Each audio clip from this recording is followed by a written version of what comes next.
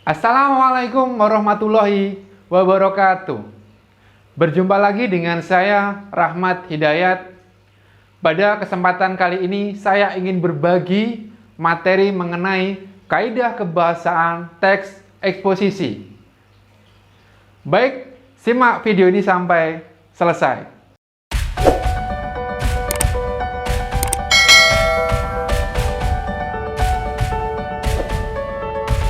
Kaidah kebahasaan merupakan unsur-unsur kebahasaan yang ada atau digunakan di saat kita menyusun sebuah teks.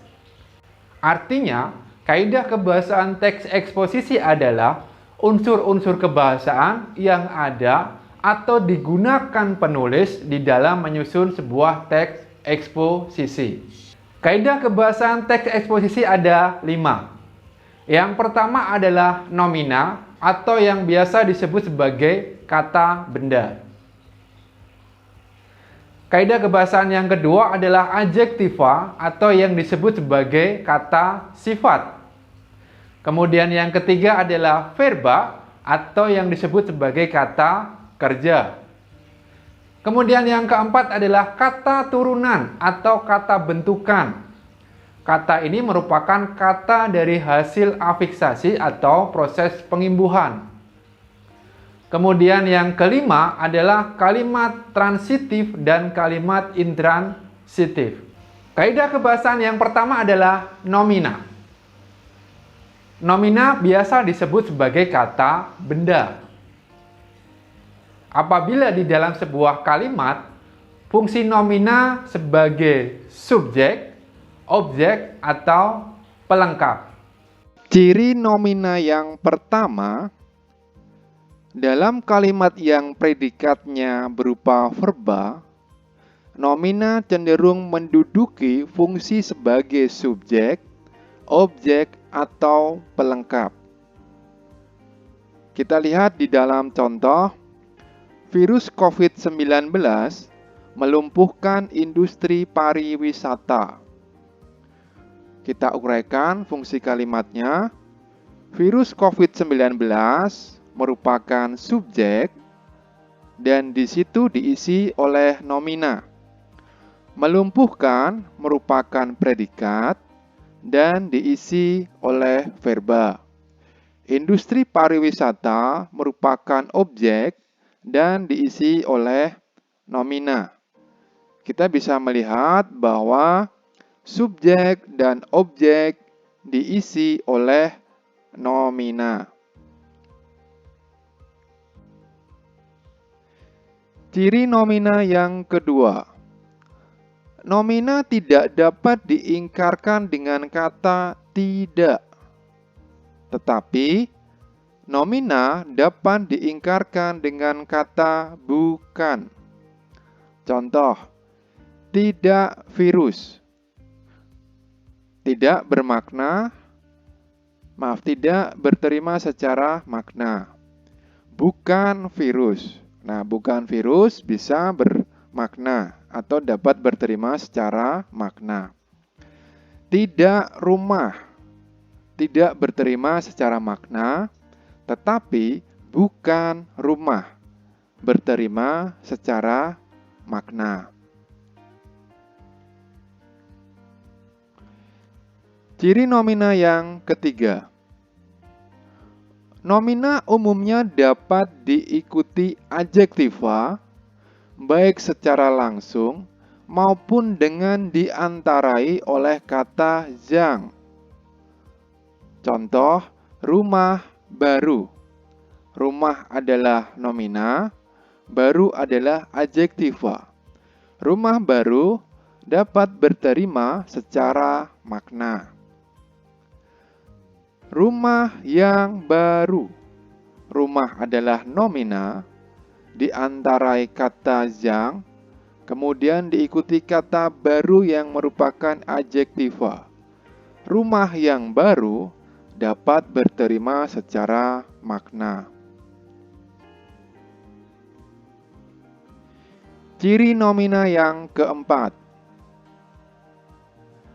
Nomina umumnya dapat didahului kata yang menyatakan jumlah atau sesuatu bahwa benda tersebut dapat dihitung.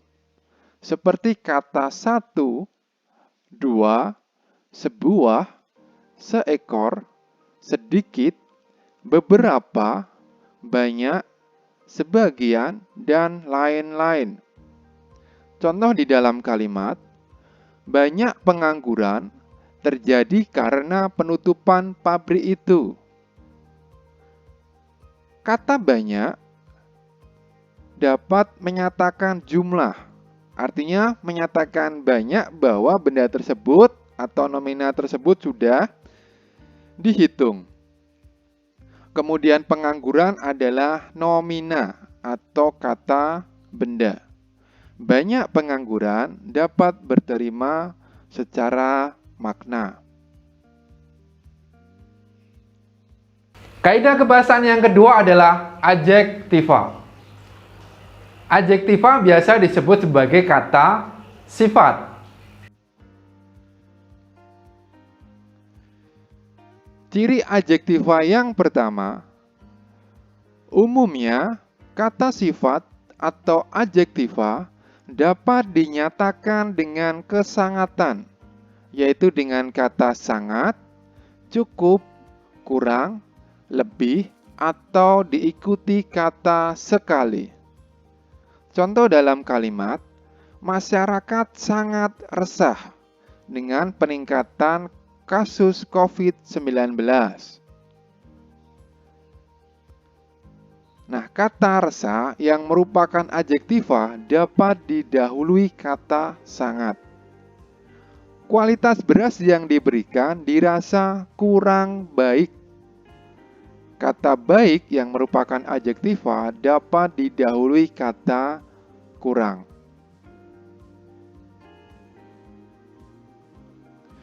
Ciri adjektiva yang kedua, adjektiva dapat ditandai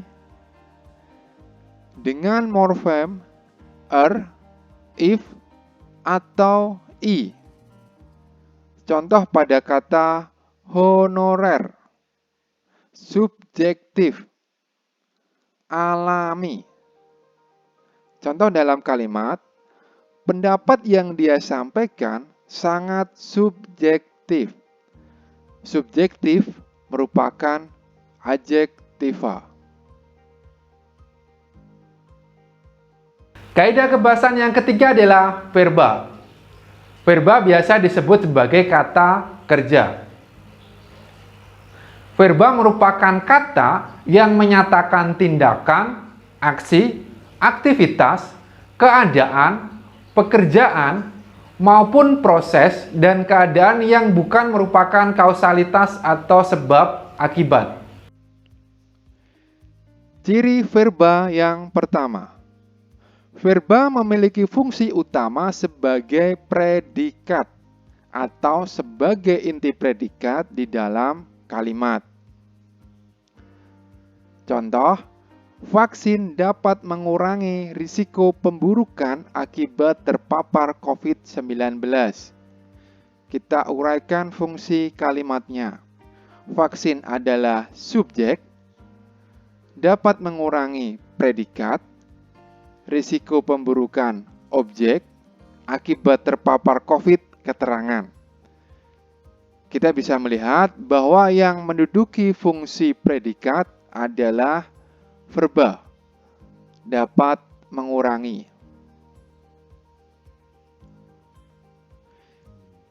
Ciri verba yang kedua. Verba mengandung makna perbuatan, aksi atau tindakan, proses, atau keadaan yang bukan sifat atau kausalitas. Kausalitas adalah yang bermakna sebab dan akibat. Contoh dalam kalimat, Jehan bermain bola di halaman. Bermain merupakan aksi atau tindakan. Angka COVID-19 mulai menurun seiring kedisiplinan masyarakat. Menurun bermakna proses. Ridwan terpapar COVID-19 minggu lalu.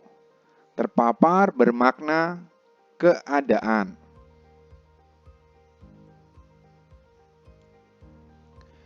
Ciri verba yang ketiga. Umumnya, verba tidak dapat bergabung dengan kata yang menyatakan kesangatan, seperti agak, sangat, atau lebih. Nah, ini kebalikan dari kata sifat.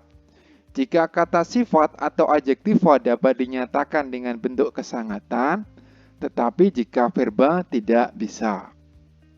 Akan tetapi, verba dapat bergabung dengan kata akan, ingin, atau sedang.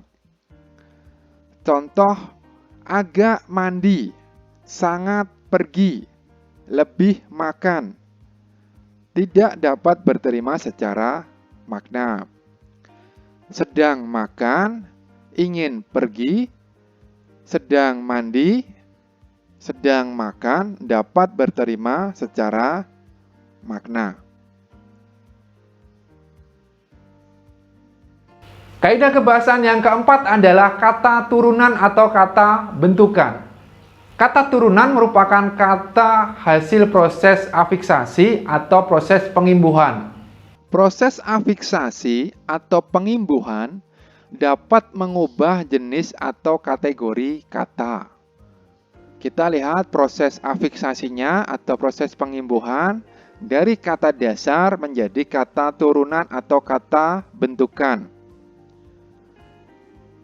Contoh kata makan.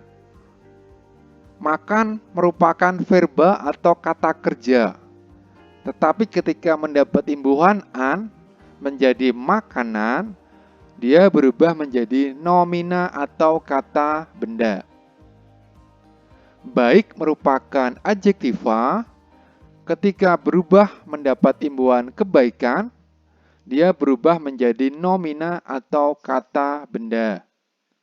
Buah adalah kata benda atau nomina, mendapat imbuhan mei, menjadi membuahi, berubah menjadi verba atau kata kerja. Kurang berupa adjektiva, mendapat imbuhan mei, menjadi mengurangi, berubah menjadi verba atau kata kerja.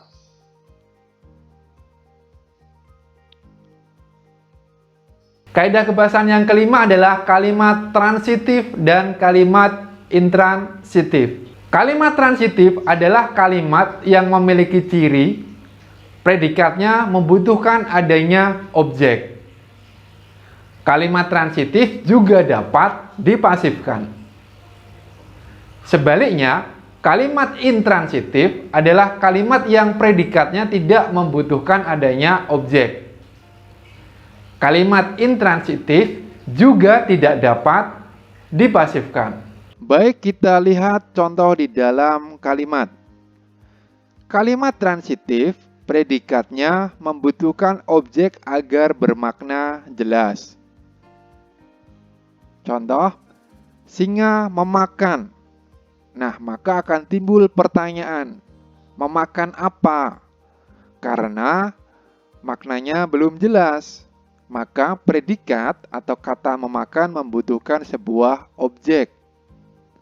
Menjadi singa memakan anak ayam.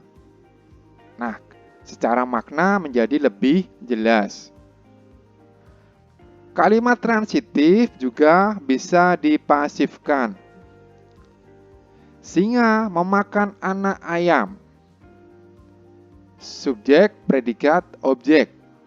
Bisa dipasifkan menjadi anak ayam dimakan singa. Secara makna berterima atau bisa dipahami. Berikutnya kalimat intransitif. Singa sedang tidur. Singa sebagai subjek, sedang tidur sebagai predikat. Nah, predikat tidur tadi atau sedang tidur tadi tidak membutuhkan objek karena maknanya sudah jelas. Berikutnya kalimat intransitif tidak bisa dipasifkan. Singa sedang tidur tidak bisa dipasifkan menjadi tidur sedang singa, karena secara makna tidak berterima. Baik, demikian sedikit materi yang dapat saya sampaikan. Mudah-mudahan bermanfaat.